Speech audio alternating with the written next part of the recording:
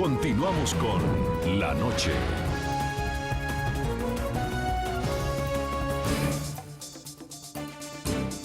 Pese a los supuestos compromisos del gobierno venezolano en dialogar con la oposición, esta aún no considera ni genuino ni transparente ese ofrecimiento. ¿La razón?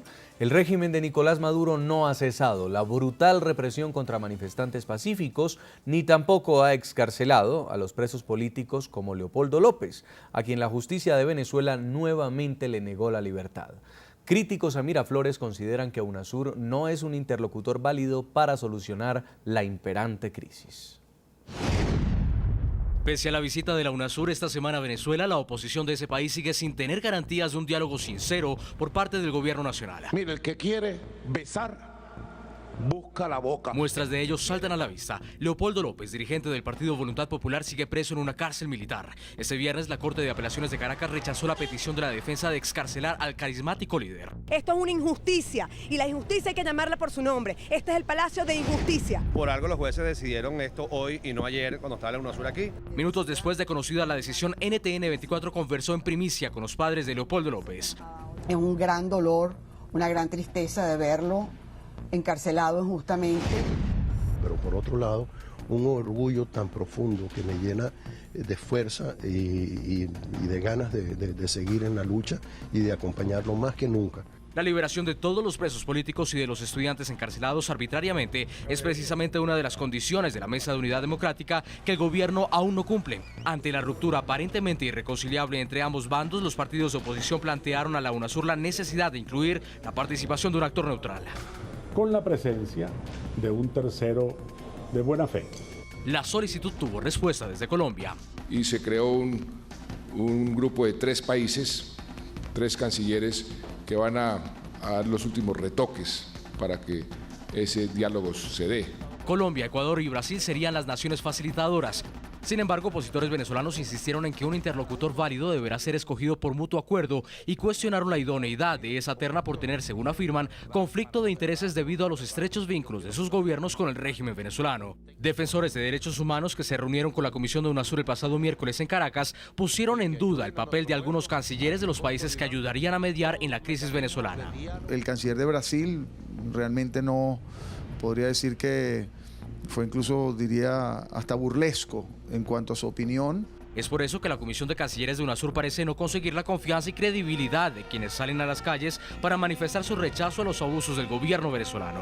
La verdad es que tienen una dependencia dogmática, una dependencia ideológica que les impide ampliarse.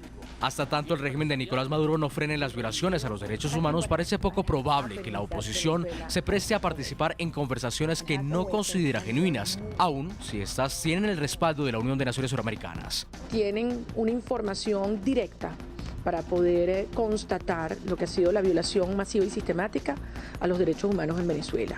La desconfianza de la diputada María Corina Machado, a quien el oficialismo quiere expulsar de la Asamblea Nacional, no sorprende. Los cancilleres que participaron en la comisión de UNASUR representan a gobiernos que la semana pasada le cerraron el micrófono cuando pretendía intervenir en el Consejo Permanente de la OEA. En Washington, la capital de Estados Unidos, seguimos conversando con Marco Ponce, es el coordinador general del Observatorio Venezolano de Conflictividad Social, sobre las condiciones que ha puesto la oposición venezolana para sentarse a dialogar con el chavismo, como la libertad para todos los considerados presos políticos, el cese de la represión. ¿Fue escuchado esto en Miraflores? ¿Tuvo eco? Porque lo único que escuchamos al presidente Nicolás Maduro decir en los últimos días era que no iba a dirigirse agresivamente más a los opositores, pero de lo demás no dijo nada. No, sin duda alguna que la propuesta que hace la oposición venezolana, y más allá, la propuesta que quiere el pueblo venezolano es una propuesta pacífica de que le den libertad plena, no solo libertad condicionada, sino libertad plena a todos los jóvenes universitarios privados de su libertad, al dirigente Leopoldo López y a otros dirigentes sindicales incluso que están privados de su libertad. Y el gobierno venezolano realmente no está tomándose en serio este clamor del pueblo venezolano. El gobierno venezolano lo demuestra con los hechos, y los hechos no son para nada, abiertos al diálogo, es todo lo contrario. El día de ayer vimos en Maracay, en el estado Zulia también, cómo la violencia se apoderó de diferentes urbanizaciones con la presencia de los cuerpos de seguridad y de los paramilitares, colectivos armados, todo esto orquestado y todo esto con la permisividad del Estado venezolano, y sin duda alguna que eso no promueve el diálogo, por el contrario, es una actitud irrespetuosa de la dignidad, irrespetuosa de la democracia, y más allá del diálogo entre el gobierno y la Mesa de la Unidad, tiene que ser el diálogo con el pueblo venezolano, que es quien está en la calle en este momento, que son los jóvenes venezolanos universitarios y los vecinos que están exigiendo que se garanticen sus derechos humanos. En Mérida, Venezuela, diputado Williams Dávila, usted hablaba del tono que ha usado Maduro para invitarlos al diálogo en público, y en los últimos discursos dijo: está bien, no los voy a llamar más chuquis, que es el apodo como se ha referido a sus críticos, a sus contradictores. ¿Esto ayudaba en algo a solucionar, a negociar? No, en absoluto, porque esas son líneas políticas que ese discurso va desarrollando para sus seguidores, en la medida en que trata, eso es muy propio del fascismo, ¿no? Y del castrocomunismo, del castrofascismo, eso es muy propio, el de utilizar esos epítetos contra el adversario, contra el opositor, para de esa manera darle líneas de acción a sus seguidores, y de esa manera es como lo que vimos nosotros en la Alemania nazi, cuando le decían a los judíos cualquier cosa, y entonces cualquier persona podía agredir a un judío porque lo hacía de acuerdo con la ley, pues. Entonces, en este momento nosotros estamos viendo prácticamente que el discurso son mandatos políticos, mandatos ideológicos para agredir a la disidencia, para agredir al pueblo que no está de acuerdo con sus ideas. No es una manera de concebir realmente un país plural, no es la manera de concebir justamente una plataforma para un diálogo, para una reconciliación. Insisto en el caso, por ejemplo, de la Asamblea Nacional, que es el epicentro fundamental del debate político en un país, en una democracia. ¿En qué se ha convertido la Asamblea? En una jungla. Uno sabe cómo entra allí, pero uno no sabe cómo sale, porque está la animosidad y la agresión verbal, que simplemente la Asamblea se convierte en un ring de boxeo en algunas ocasiones. Y eso está sucediendo en el país nacional. Es decir, el presidente Maduro de verdad no ha entendido que hay una situación que desde el año pasado ya se veía, desde el punto de vista económico y desde el punto de vista social. Había un descontento y no se está dando cuenta, y déjeme poner este ejemplo concreto. La harina pan, que es la harina que se utiliza para hacer la arepa en los sectores populares, hasta hace 2 semanas costaba 6 bolívares el paquete. Hoy día vale 23 bolívares. No hay café, cuesta conseguir leche. Es decir, los sectores populares están descontentos, entonces ellos no quieren reconocer el conflicto, sino que lo quieren llevar simplemente por el mundo de la represión, por el campo de la cuestión simplemente politiquera, para de esa manera ellos justificar una especie como de huida hacia adelante y no reconocer el fracaso político, económico y social que ya se está viviendo en Venezuela. De manera tal de que la situación no va a conseguir ningún camino de reconciliación por más que la UNASUR venga y diga y ofrezca y señale todo lo que quiera, porque no hay confiabilidad, no hay credibilidad en la palabra ni en el discurso presidencial. Gracias. En Mérida, Venezuela, diputado Williams Dávila, es diputado opositor por el Partido de Acción Democrática, por habernos acompañado. Son las declaraciones a esta hora de uno de los líderes de la oposición en la noche de NTN 24. Muy amable. Muchas gracias a ustedes. Un saludo a toda América Latina. En Washington, Marianela Balbi, directora ejecutiva del Instituto de Prensa y Sociedad IPIS.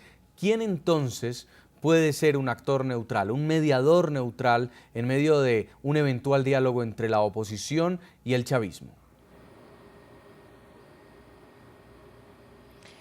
Bueno, yo creo que las distintas propuestas que han surgido alrededor de ese mediador, creo que la participación de la Iglesia puede ser muy importante en este momento, y también pues esa participación de los representantes de estos países. Tiene que haber un equilibrio, tiene que haber una posición muy transparente, y sobre todo parte también de que en esa escogencia de esos mediadores se reconozca también a la oposición como un interlocutor válido y como un interlocutor al mismo nivel.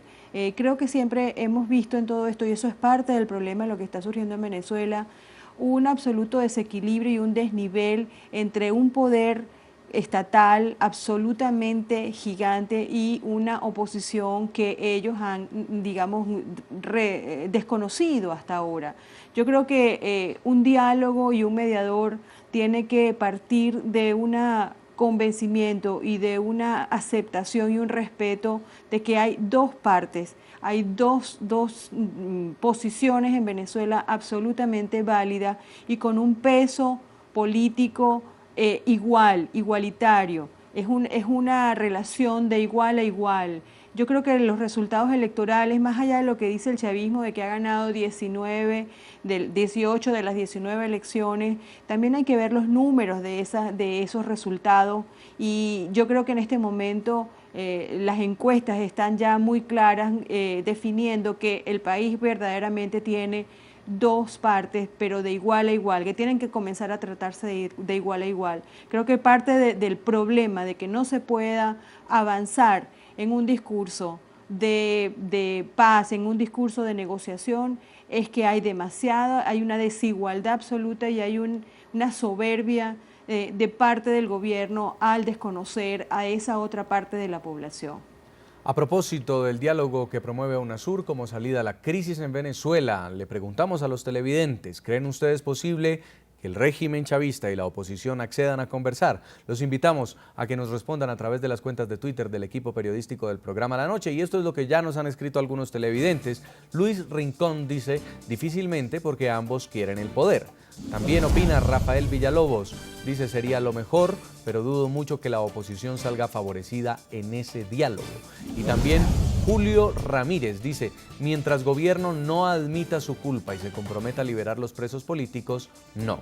Vamos a hacer una nueva pausa comercial y ya regresamos para contarles los pormenores de lo ocurrido en las audiencias de la Comisión Interamericana de Derechos Humanos en Washington, donde se trató el problema de los derechos humanos en Venezuela. Ya volvemos.